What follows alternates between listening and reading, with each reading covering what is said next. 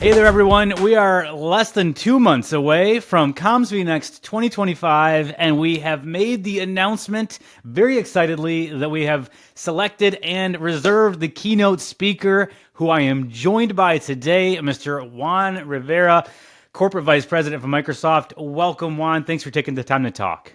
Absolutely. It's a pleasure to be here with you. For those that maybe aren't familiar with your exact role, I think it's important that you kind of say what you are a CVP of, because it speaks directly to the heart of CvN and what we are all about in the community. Yes, so I'm CVP of Engineering for Teams, Callings, Meetings, and Devices. So my team is responsible for delivering the meeting experience in Teams, as well as the support for rooms, peripherals, and phones, voice scenarios. So that's what my team delivers, including a lot of work we're doing recently on AI and Copilot in meetings. Before we get to the keynote and what you're going to be talking about there, I'd like to kind of just spend a little bit of a moment talking about the current state of collaboration and AI. You just touched on both those as far as your responsibilities. Yeah, I think what's interesting these days is, we see increasing hybrid meetings. A lot of people are going back to the office. We see how people going working from home. So this setup where you have a lot of people in a room, in a meeting room, and people joining remote. Making sure that collaboration is effective is continues to be top of mind for us. But what's most excited about is how we're using AI to improve collaboration from the perspective of, hey, maybe I don't need to attend all the meetings, because now I can use Copilot to know what actually happened in some of these meetings. I don't have to see to the recording of the meeting, but I can ask Copilot questions. But also in the way we prepare for meetings, in the way we engage in meetings. Now we can rely on AI to do a lot of the tasks that in the past we had to do by hand. And that means that when we are in a room collaborating, we can really focus on the work at hand and make sure that AI works for us. And we continue to invest in areas that can really unlock more of those opportunities, so people can focus on the creative work and let AI do all the grunt work for them, so they can use their time more effectively. And we're at an interesting place with it all right now, right? Last year, there was a lot of talk about it, a lot of hype, a lot of new things coming to market. And I think it was a moment of a lot of people trying to wrap their minds around, this all sounds exciting and cool, but how do we actually use it in real life? How does it start to impact us? And a lot of things you described start to speak to that. This is how it cuts down on time, enhances creativity, makes your job easier. One of the things that this year has been called repeatedly is the year of agentic AI. And there's a lot happening there at Microsoft. Microsoft is also very well known for dog fooding, as the term goes, a lot of its own solutions and tools that are coming to market in the near future. So I'm just kind of curious, from your perspective, with what you're seeing at Microsoft, what's one of the most interesting and unique to you things that Microsoft is currently using AI or Copilot or agents for?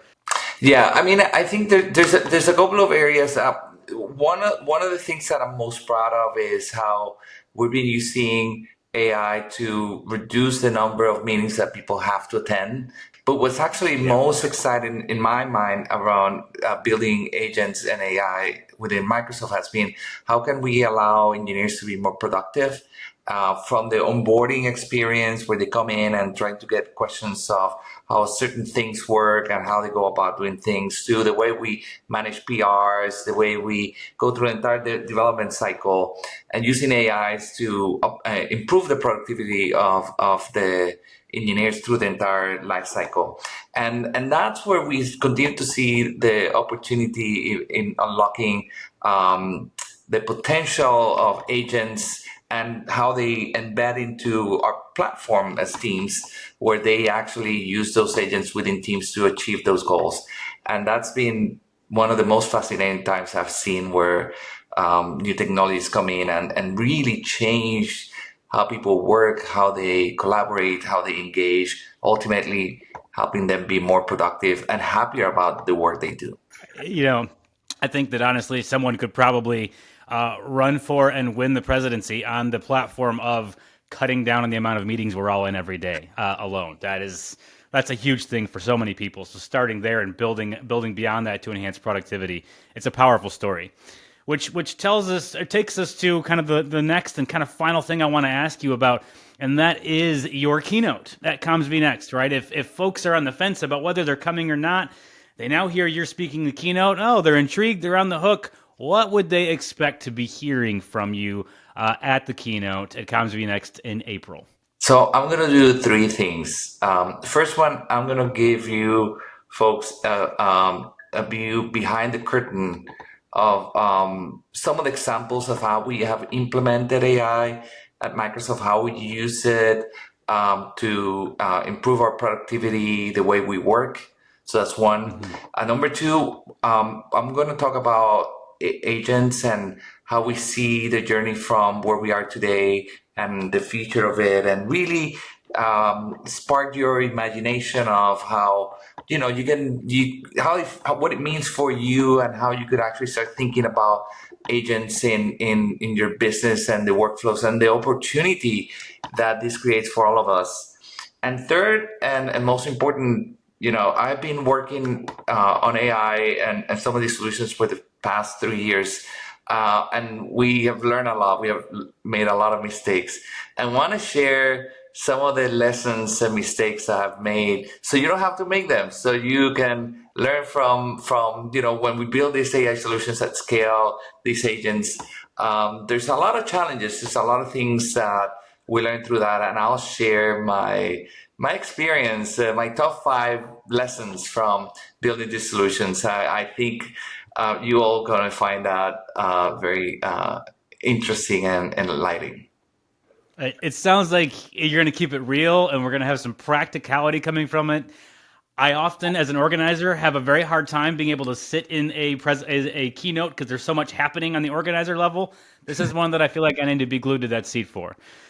Thank you for taking the time. We're excited to see you on the keynote stage in April, and I hope that if you all are watching, that you will be present, hitting that registration button now. Any final words for those out there, Juan, before we close this down? I can't wait to be part of it, and not just doing the keynote, but talking to some of you folks after, getting from your feedback, your experience, what you see, what's working, what's not.